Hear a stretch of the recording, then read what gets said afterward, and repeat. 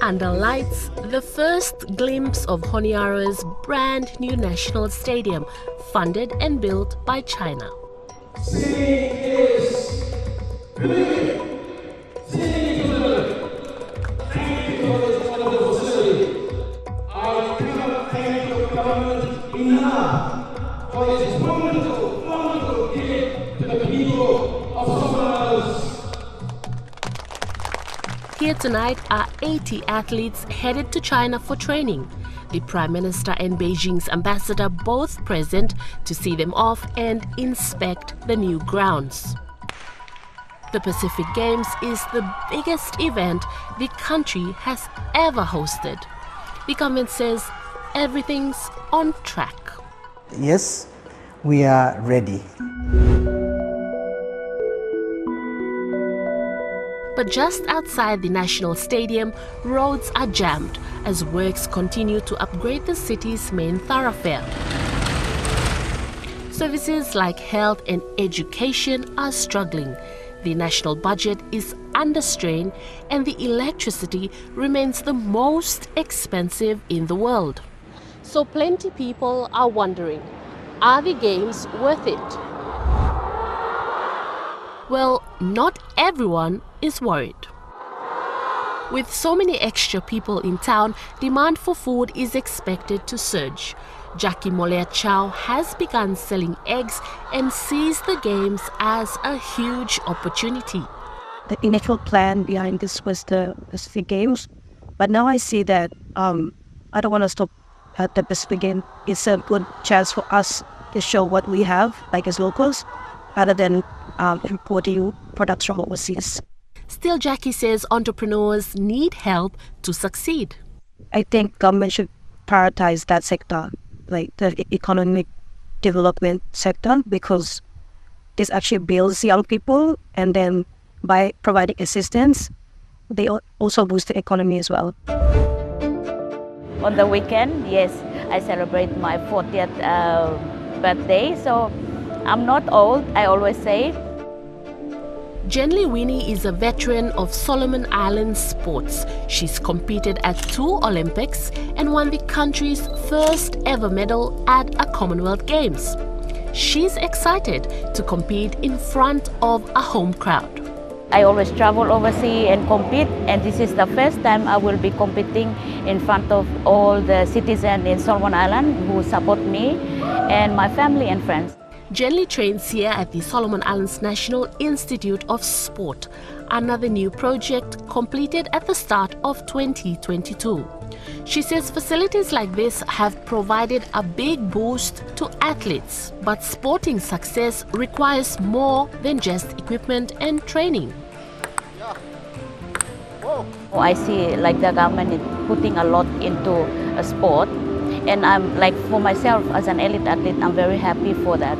But for myself, I would say like most of our athletes, they don't go to school, yeah, because of financial. And then you have to have like a good health also, yeah. So come back to the hospital, health facilities have to be proper.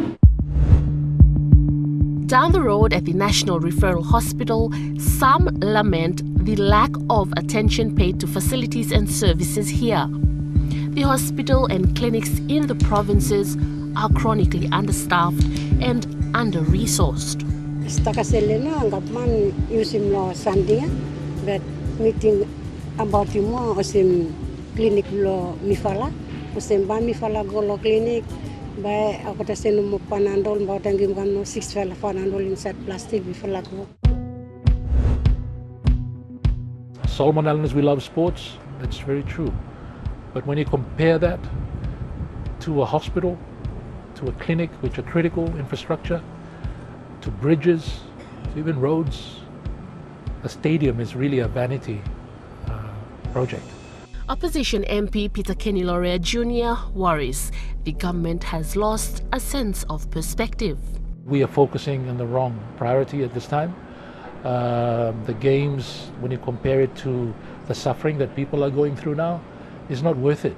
The government hopes the games will be an economic benefit in the long term. New stadiums, training centers, roads and school upgrades are just some of the benefits of this building drive.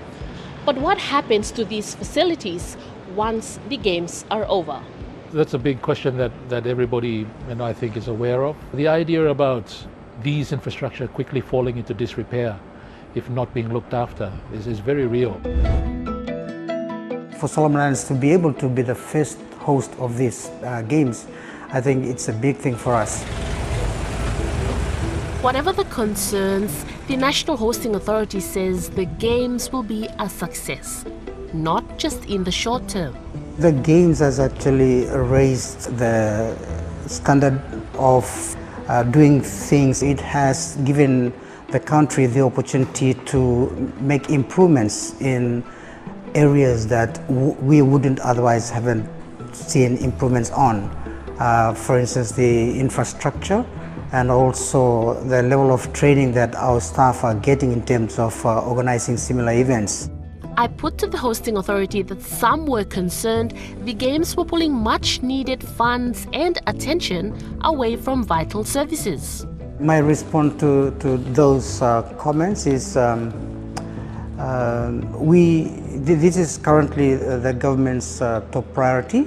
The government sees this sporting event as a uniting factor to unite all the citizens of this nation to join together to see that the event is successfully hosted in the country, and also celebrate the successes and achievements not only of the athletes but also of everyone else involved in the preparations.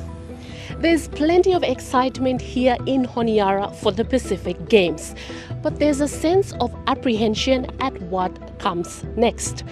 These multi-million-dollar facilities stand in stark contrast to the struggles of an everyday Solomon Islander.